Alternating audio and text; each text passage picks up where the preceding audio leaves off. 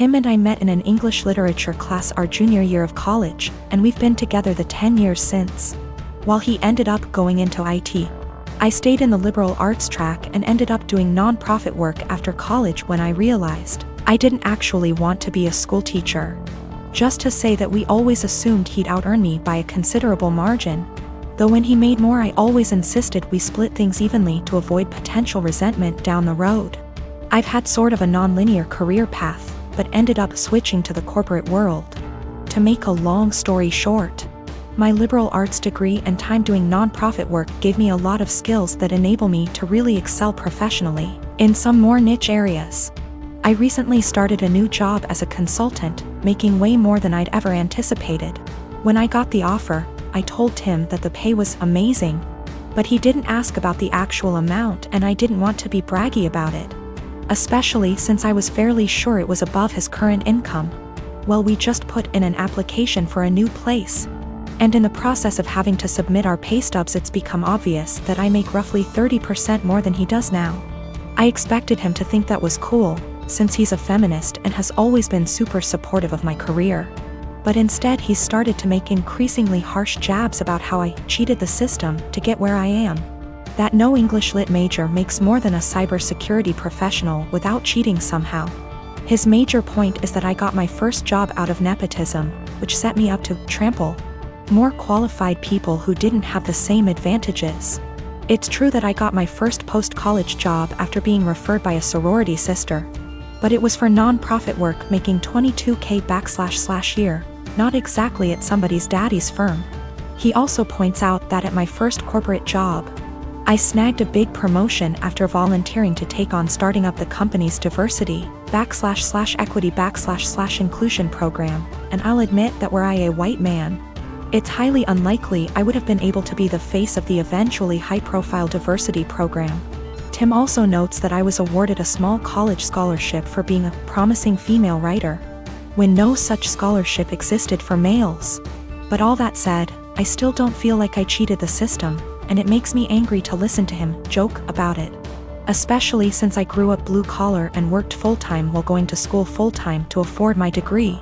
I reached a breaking point yesterday when he made a crack about how the new / first woman on his team is an obvious diversity hire. I told him that his jokes about women cheating the system to get ahead aren't funny or guy talk ribbing, as he says. They make him sound like an insecure little boy. He told me I was being a naive Karen, and we haven't really talked since yesterday. My sister Amanda never met her bio mom. My dad raised her alone until she was barely 1. My dad and my mom got married in 1992. Amanda knew that my mom wasn't her bio mother. She started pressuring my dad for information on her mom when she was around 17. My dad always gave her vague answers and refused to talk about her bio mom, which put a strain on their relationship. Enters our uncle and revealed the family secret. Apparently, Amy's mom wanted an abortion. She was 19. But my dad and his parents were able to bribe her. They offered her money if she followed up with the pregnancy, and she accepted. My grandparents sold one of their houses and gave her half of that money to Amy's mom when the pregnancy was viable, and the other half she received when she waived her parental rights over Amy to let my mom adopt her when she was 4. My uncle wasn't supposed to tell her that. My grandparents were furious.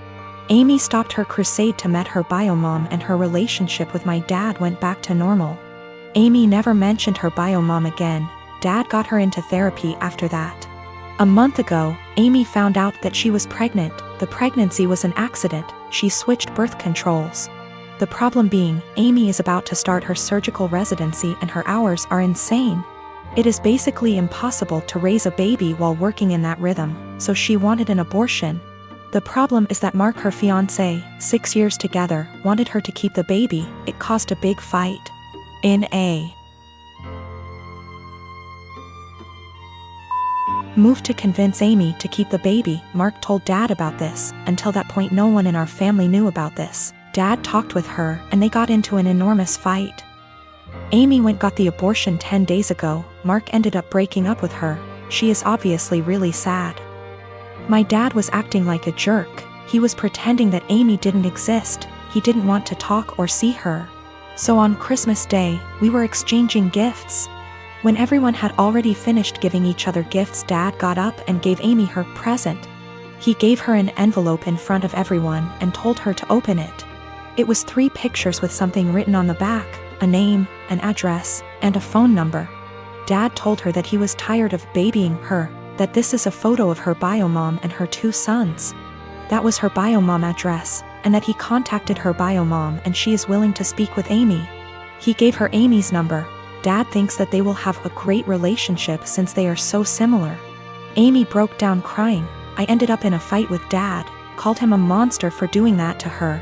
He just said he was just tired and left. We ended up leaving and she spent the rest of Christmas crying on my shoulder. She is a mess since that. My younger brothers called me a Grinch for making a scene and ruining Christmas. My mom was silent during the whole thing. My parents have been giving me the cold shoulder since Christmas. One of my best friends, Carla, is getting married soon. It's only meant to be a small backyard type of wedding, but they've been planning it for a few months now, and originally, it was supposed to be on my property. They wanted it because it's private, has lots of open space for the reception, a nice view, and the house could be used for them to get ready and stuff. Of course I said yes. She and her fiancé, Rick, were very happy. Thing is, Carla and I do have a history. We went out on and off in college but decided to stay friends. Then I met my wife, we got married, Carla met Rick, and now here they are. Now my wife knows I went out with Carla back in college and she didn't care. Carla still went to our wedding and everything. I never knew if Rick was told or not. It's not my relationship, therefore not my business to say anything, so I never did. Rick found out recently and not in the best way. Not sure how, but from what I heard from friends is that one mutual friend told him, no idea why, we used to date. Not only that, but apparently Carla said a couple years ago she was still in love with me when she was already dating Rick. Don't have actual confirmation if that's exactly what he was told. All Carla's told me is that Rick was told about our past and he's angry at her for never saying anything. It became quite a drama and didn't hear from her for over a month until now. She told me they're going to couples counseling and that the wedding is still on. But Rick requested that I not attend. It sucks, but I totally get why he wouldn't be comfortable. Then I asked the obvious question, where are they going to hold the wedding then? To my surprise, she said they still want it at our place. Rick said so too, and in my mind I'm going, he doesn't want the guy who dated his fiancée years ago at the wedding, but still wants the wedding at his house. My wife and I are expected to just not be at our home that weekend, and I told Carla no. They're going to have to find someplace else since we're not going to simply leave our home to them for the weekend. Not only for safety reasons, but it just doesn't make sense. Rick doesn't want me around because he's not comfortable, but is comfortable enough to have their wedding at my house. They really want their wedding here though, and because of that I've been bugged by not only her but also Rick, and some friends who think I'm being a petty asshole for not letting them have the wedding here anymore. Honestly, don't think that I am. It just doesn't make sense at all to have to leave our own place for a wedding we're no longer welcome to, and leaving our home totally vulnerable. Still, being accused of sabotaging their wedding, and Rick believes it's the least I can do after everything. I am a 36-year-old male. My wife passed away 2 years ago. I have an 11-year-old son named Sean. I'm doing okay with money. I have a stable income and support system. I have a friend named Kate. We've been together since we were kids. She's like a sister to me, although she tends to boss me around. She's introduced me to her female friends, hoping that I'll settle down again. I told her I have other priorities and I'm required to focus on Sean and his health. He's diabetes. Kate thinks there's something wrong with me, but not everyone's circumstance is the same. I started noticing a pattern in her behavior after she introduced me to a friend of hers. She'd tell me to leave Sean at home when we hang out and meet her friends. She'd tell me to take down any pictures that have my son and wife in it because ladies will assume that I'm a single dad or still married, and that'd limit my chances in dating. I told her to knock it off, and she said that she was looking out for my social life, saying I'm ruining it and exhausting myself. I stopped talking to her for days. Then I decided to let it go. She's been insisting on bringing her friend to visit me with other friends. I agreed to have them as guests. Kate suggested I take Sean to stay with a relative since it'll be adult dinner, but I refused. He was comfortable in his home and didn't want to go. Kate was at my place before her friends arrived. I checked on Sean and told him to tell me if he needed anything before he went to sleep. At 12:30, while I was sitting and just starting to chat with Kate's friend while Kate kept blinking at me with a smirk on her face, I got a text message from Sean telling me he wanted to use the bathroom but the door handle was stuck and he couldn't open the door. I went upstairs to check. Kate followed me. I found that the door was actually locked. I was confused. I asked Sean and he said he didn't lock it.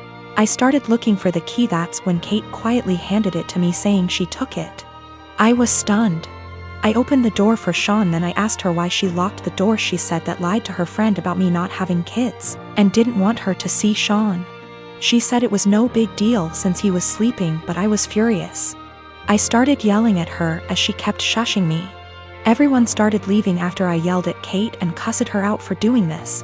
She blew up after her friend left and said I was an idiot cause most people don't mention kids until after months into dating, and that I didn't deserve her help to move on when she thought I was a decent, sane person. I called her stupid and told her to get out of my house. She told me to wallow in my misery and left. Then her friends kept blaming me for making a scene and treating Kate like that, especially since she cooked dinner and helped a lot.